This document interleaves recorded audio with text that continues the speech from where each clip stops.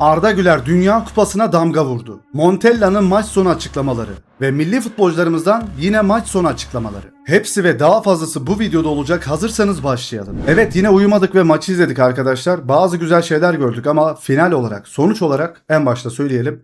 Biz Dünya Kupası'ndan elendik arkadaşlar. Yine golle uyandırıldık. Onları golle uyandırmak istiyorum dediği gibi arkadaşlar, yine Uğurcan sağ olsun golle başlattırdı bizi. Arda Güler sonrasında cevap verdi. Sonrasında Orkun Kökçü ile 2-1 yaptık. Tekrar 2-2 oldu. Montella buradan sonra, bak arkadaşlar buraya dikkat edelim.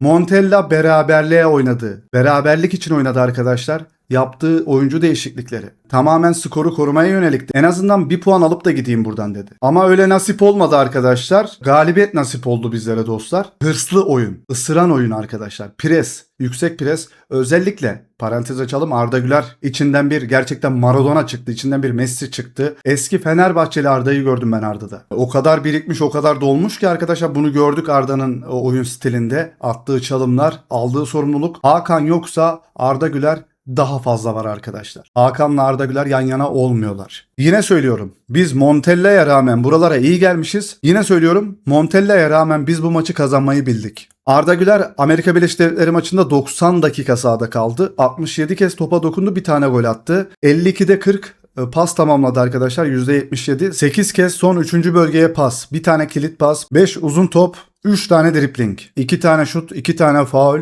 2 tane müdahale, 10 tane ikili mücadele kazanma, 4 tane de top kazanma, 8.6 ile maçın oyuncusu ödülünü alıyor. Arda Güler'in kırdığı birkaç tane daha rekor var, onlara da geleceğiz. Hem oyuncuların açıklaması hem de Montella'nın saçma sapan açıklamalarına bir göz atacağız. Salih Özcan çok üzgündük. Bu galibiyeti eve götürmeye mecburduk. Onu çok eleştirdim. 8 dakika süre almış oyuncu neden milli takımda dedim. Bu sezon sadece 8 dakika süre almış Salih Özcan 5 tane Hakan Çalhanoğlu edecek şekilde oynadı arkadaşlar. Maçı canlı izlediğimiz canlı yayında onu sürekli alkışladım zaten.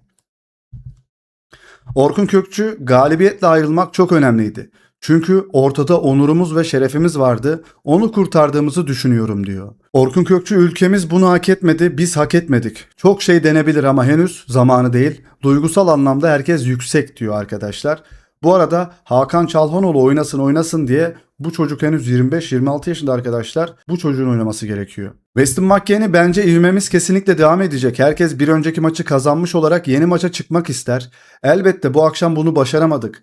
Ama bence bu durum bizi daha da motive edecek diyor. Arda Güler maçın oyuncusu seçiliyor arkadaşlar. Arda Güler Müzesi'ne yeni bir ödül daha. Tamam, yine söylüyoruz, biz elendik arkadaşlar ama burada bazı mesajlar verildi. Arda Güler'e balon diyen arkadaşlar, yerden yere vuranlar, Hakan olmadığında bütün sorumluluk Arda'ya verildiği zaman en önemli maçta, en zorlu rakibe karşı bakın nasıl oynadı. Bacak arası çalımlar, sağından atıp solundan geçmeler, topu tutmalar, oyunu açmalar, her şey vardı. Maçın oyuncusu ödülünü de aldı. Bu arada balon diyenlere de demiyorum arkadaşlar. Aslında Arda Güler'e hakaret eden arkadaşlara diyorum. Bana ve Arda'ya hakaret eden dostlara elindeki kupa. Ve Arda Güler'in yaptığı inanılmaz olgunluk seviyesi çok yüksek olan bir maç sonu açıklaması. Gerçekten canlı yayında ayağa kalkıp alkışladım arkadaşlar. Arda Güler, maçtan önce moralimin bozuk olduğuna dair bir şeyler söylemiştiniz sanırım diyor. Direkt muhabire bunu söylüyor arkadaşlar, oradaki haberciye. Tüm eleştiriler doğru diyor Arda. Ne söyleseler haklılar. Çünkü ben iyi oynamadım. Hiçbirimiz ilk 2 maçta iyi oynamadık.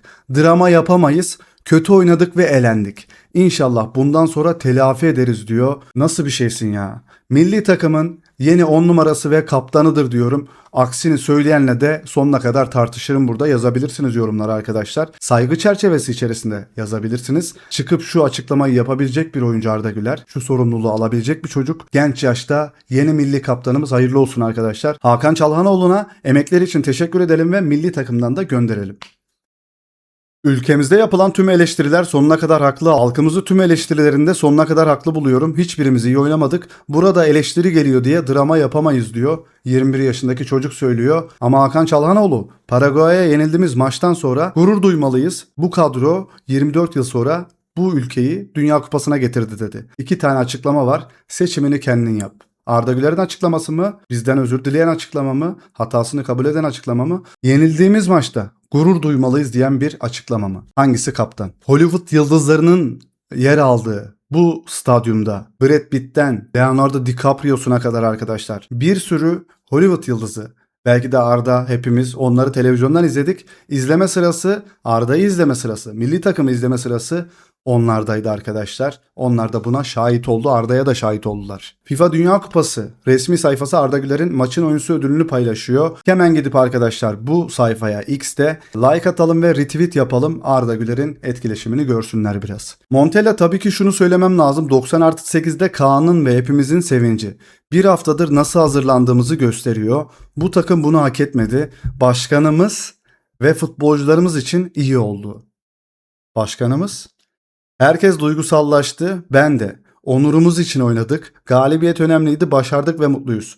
Sen 70'ten 60'tan sonra beraberliğe oynadın. Bu arada değişiklikler çok geç geldi. Biz burada yayında sinir olduk arkadaşlar. Hiçbir hoca etkisi, hiçbir hoca dokunuşu hala yok. Kesinlikle milli takımdan ayrılması gerekiyor. Şuna çok inanıyorum. Kimi çağırdıysak hepsi ilk 11 oyuncusu. O zaman neden hala Can Uzun oynamadı arkadaşlar? İlk 11 neden gelmedi, oynamadı bu çocuk? Ve girdikten sonra ne kadar etkili oldu? Birinci dakikada gol yedik. Ne yaptığımızı bilen bir takım olmasaydık bu maçı çeviremezdik. Bunu herkese gösterdik. İlk 2 maçta da bu ruhu gösterdik. Ama futbolda bazen olmuyor diyor. Futbolcularımız bu kadar spesifik saldırıları hak etmedi. Tekrar ayağa kalkma günü diyor. Can Uzun Dünya Kupası'nda sadece 42 dakika süre aldı. Yazık. Kaan Ayhan'ın golü arkadaşlar FIFA Dünya Kupası'nda atılmış en geç ikinci gol. Milli takımın ikinci golü Barış Alper Yılmaz'a yazıldı. Barış Alper ABD karşısında bir gol bir asist yaptı arkadaşlar. Bu hatayı düzeltirler inşallah. Gol çünkü Orkun Kökçü'nün. Evet, Şenol Güneş açıklama yapmış. Dünya Kupası'na gelirken neler konuştuk? Bugün ne durumdayız? 9 puanla bayram yaparak bir üst tura çıkmayı isterdik. Beklenti çok büyüktü ama yönetemedik, altında kaldık. Bu maçta beklenti yoktu ama ABD'de aynı şey söz konusuydu. ABD iyi başladı ama oyun kontrolünü ele geçirdik ve öne geçtik. 2-2 oldu ama son dakika yayına gelirken golü göremedim. Bugün de rahattık. İlk 2 maç motivasyonu yönetemedik. Kaos içinde ne oynadığımızı bilmeyen bir takımdık. Amerika maçının ikinci yarısında da bence ne yaptığını bilmeyen bir takım olduk. Tüm oyuncular bugün oyun olarak daha iyiydi. Bu bizi yanıltmasın. Biz kaybettik ve elendik. Bu bizi yanıltmasın, Montella gitmeli. Paraguay ve Avustralya'nın üstünde olmalıydık. ABD'ye 3 gol attık ama 10 kişi kalan Paraguay'a gol atamadık. Konuşulması gereken konulardan diyor. Gelelim günün açıklamasına, Dünya Kupası'nın özetine arkadaşlar. Bakın bu arkadaş nasıl düşünüyor. Vincenzo Montella diyor. Bu akşamki maç 1000 tane zafere bedel bir maç oldu diyor. Vizyonsuzluk, Türk halkının zekasıyla dalga geçmektir bu açıklama. Ben yorumumu yaptım. Sizlerin yorumunu da bekliyorum. Şu açıklamayla ilgili ne düşünüyorsunuz? Hala savunanlar var mı arkadaşlar Montella'yı? Bilemiyorum. Dünya Kupası'nı kaybettiğimiz ve prestij maçına çıktığımız maçı kazandık ve yaptığı açıklama bu akşamki maç 1000 tane zafere bedel bir maç oldu diyor. Başımız dik bir şekilde ülkemize döneceğiz. Bu akşamki zafer 1000 tane zafere bedel. Başı dik olanlar biz olacağız. Siz başınızı öne eğerek gelmeniz gerekiyor. Çünkü siz başarısız oldunuz. Biz taraftarız. Biz başımızı kaldırırız. Biz onu bunu yaparız. Ama siz orada çok fazlasıyla rezil oldunuz. Şenol Güneş, Uğurcan Çakır uzaktan goller yediği için tartışılıyor. Uğurcan Çakır Türkiye'nin en iyi kalecisi. Uzaktan yediği goller tartışılacaktır ama Uğurcan bunların üstesinden gelir diyor. Berke olsaydı böyle olur muydu bilmiyorum. Montella ilk 2 maça baktığınızda top direğe çarpıp içeriye de girebilirdi. Ama dışarı çıkmayı tercih etti. Abi adam suçu Dünya Kupası. Trilyondaya atıyor arkadaşlar suçu. Futbol bu. Kabul etmek çok zor ama durum bu diyor. Varsayımlarla. O zaman ben de şöyle diyorum. Yayında da söyledim aynısını. Biz bu gruptan çıksaydık Dünya Kupası'nı alıyorduk. Ben de böyle bir varsayımda bulunuyorum o zaman. Montella, burada ideal koşullarda olmadık. Kasım ayında elemeleri geçseydik kamp organizasyonu için vaktimiz olacaktı. Çok kısa süre önce Dünya Kupası'nı garantiledik. O sürede bu organizasyonu yapmak mümkün değildi. Arizona kampından bahsediyor. Bir daha 24 sene beklemeyeceğiz diyor. Turnuvadan nasıl ders çıkardınız? Bir sonraki turnuvada takım yanında psikolog olmasını düşünecek misiniz? Arizona'ya psikolog götürülmedi. Montella, bizim takım çok büyük baskı ve zorluklar altında kaldı. Bunlara rağmen iyi tepki verdiler. Psikolog değilim ve bu konuda eğitimim yok. Ancak elimden geldiğince onlara psikolog gibi davranmaya çalıştım. Bay Psikolog da gelmiş. Psikoloji uzmanına ihtiyaç olmayacak. Takım karakterini, becerilerini, ne kadar güçlü olduğunu gösterdi. Bir daha Dünya Kupası'na katılmak için 24 sene beklemeyeceğiz, ben buradayım diyor. Montella, eleştiriler yapıldı ve takımın üstünde farklı baskı oluşturuldu. Daha farklı olabilirdi her şey. Hani güçlüydü, hani iyilerdi falan. Şimdi de böyle konuşuyorsun. Tutarsızlık. Orkun Kökçü'nün babası milli takımın kamp yaptığı otelde herkesin duyacağı şekilde Montella, İbrahim Hacı Osmanoğlu ve Hakan Çalhanoğlu'nu eleştirdiği için ailelerin kampa alınması yasaklandı. Orada bile neşteri kesmişler. Aileleri bir daha kampa almayacaklarmış. Orkun'un babası kötü olanları eleştirdiği için. Ümit Özat normalde sevmem kendisini. Hakan Çalhanoğlu yokken Orkun Kökçü ve Arda Güler daha çok sorumluluk alıyor. Hakan'ın olduğu oyunda Orkun yok. Çocuğa yazık oluyor. Biri 34 yaşında, biri 25 yaşında. Bu çocuğu kullanmalı ve değerlendirmek lazım diyor arkadaşlar. Doğru kadro seçimini elendikten sonraki maça bıraktı arkadaşlar. Montella efekt. Türkiye'nin gruptaki ilk 2 maçında da ilk 11'de başlayan 5 futbolcumuz Amerika Birleşik Devletleri maçında süre almadı. Hakan Çalhanoğlu, İsmail Yüksek, Ferdi Kadıoğlu, Merih Demirel, Kerem Aktürkoğlu. Buradaki bazı oyuncular yokken milli takım daha iyi. Ferdi'yi dışarı alıyorum, İsmail'i dışarı alıyorum. Gerisini size bırakıyorum. 24 yıl sonra Dünya Kupası'nda İlk golü Arda Güler ile attık arkadaşlar. İsmini yazdırdı, damgayı vurdu gitti. Ama biz elendik. Amerika Birleşik Devletleri filelerini havalandıran Arda Güler 21 yaşında ve 120 günlük. Emre Belezoğlu'nu geçiyor arkadaşlar. Türkiye milli takım formasıyla Dünya Kupası'nda gol atan en genç Türk oyuncu oldu Arda Güler. ESPN Türkiye hakkında yorum yapıyor. Zaten elendikleri halde hala çok sert savaşıyorlar diyor. Tarihe damgasını vuran kişi diye paylaşılıyor. Real Madrid sayfaları paylaşıyor. Türkiye ilk yarıda ABD'ye karşı 2 şutun ikisinden de gol attı. Dünya Kupası'ndaki ilk 2 grup maçlarında 62 şutta gol atamamışlardı. Şutları övüyordunuz. Bak az şut atınca gol oluyormuş demek ki. Doğru şutu çekmek lazım. Doğru oyuncuları sahaya sürmek lazımmış. Arda Güler ve Kenan Yıldız, onlar bizim geleceğimiz. Salih Özcan'a yapılan sert faul kırmızı kartla verilmedi Amerika'ya bu arada. Arda Güler burada rakip bir oyuncuyla tartışmıştı dostlar. McKennie ve Kenan Yıldız yan yana dostlar, Juventus'tan takım arkadaşları. Leonardo DiCaprio'nun Amerika Birleşik Devletleri Türkiye maçını keyifle izlemesi, bütün yıldızlar, Hollywood yıldızları oradaydı.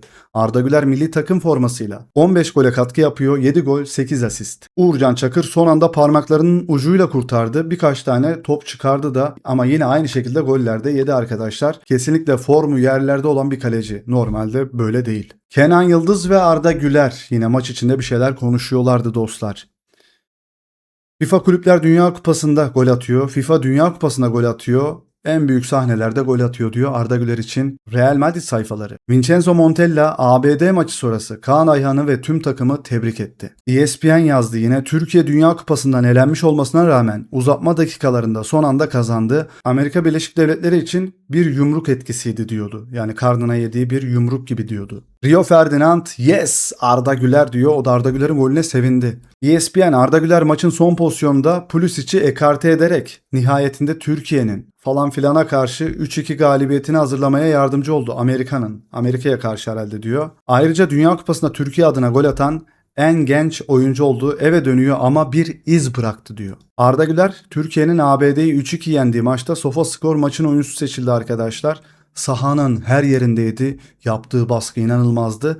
Tam bir Real Madrid oyuncusu gibi oynadı bu sefer. Evet, Real Madrid sayfaları paylaşıyor. Arda Güler o ödülü almadan gelmeyecekti. Hep hissetmiştim ama elendikten sonraki maça kaldı. Arda Güler'in de o maçın oyuncusu ödülüyle pozu da geldi arkadaşlar. Evet, Arda Güler'e yapılan yorumlar ne oyuncu ama yabancılar yapıyor bu yorumları. Arda Güler bir dahi. Arda Güler adam ne oyuncu ama. Arda Güler sanki bütün Dünya Kupası'nı kazanacakmış gibi oynuyor. Arda Güler ABD'ye karşı gerçekten harika bir maç çıkarıyor diyor. Arda Güler what is this? Monster Class diyor. Herkes övmüş arkadaşlar dünyanın gündeminde Arda. Fabrizio Romano da maçın oyuncusu seçildi diye haberi paylaşıyor. İlk Dünya Kupası golünden sonra maçın oyuncusu ödülüyle Arda Güler arkadaşlar, surat ifadesi de çok önemliydi. Asla sevinçli bir surat ifadesi yoktu. Kaan Ayhan golü attıktan sonra arkadaşlar maç sonu açıklamasında gülerek falan açıklama yapıyordu. Adam maçın oyuncusu ödülünü almış. Çok önemli, çok ince bir detay. Asla gülerek almamış o ödülü. Çok önemliydi. Evet, bu da Kaan Ayhan'ın gol sevinci arkadaşlar. Sanki Dünya Kupası'nda yarı finale falan yükseldik. Sevindik, ben de sevindim de siz sevinmeyin, siz bizi üzdünüz ya. Dünya Kupası sona erdi. Bizi izlediğiniz için teşekkür ederiz. Bundan sonra yine burada olacağız. 15.000 abone olmak istiyoruz. Bu kanalı arkadaşlarınızla paylaşırsanız, onlar da abone olursa çok seviniriz dostlar. Bu yolda sizlerin desteğine ihtiyacımız var. Like attıktan sonra da hype haklarını kullanmayı unutma. Bir tane de yorum bekliyorum yorumlar kısmına. Kendine çok iyi bak. Hoşça kal. Bay bay.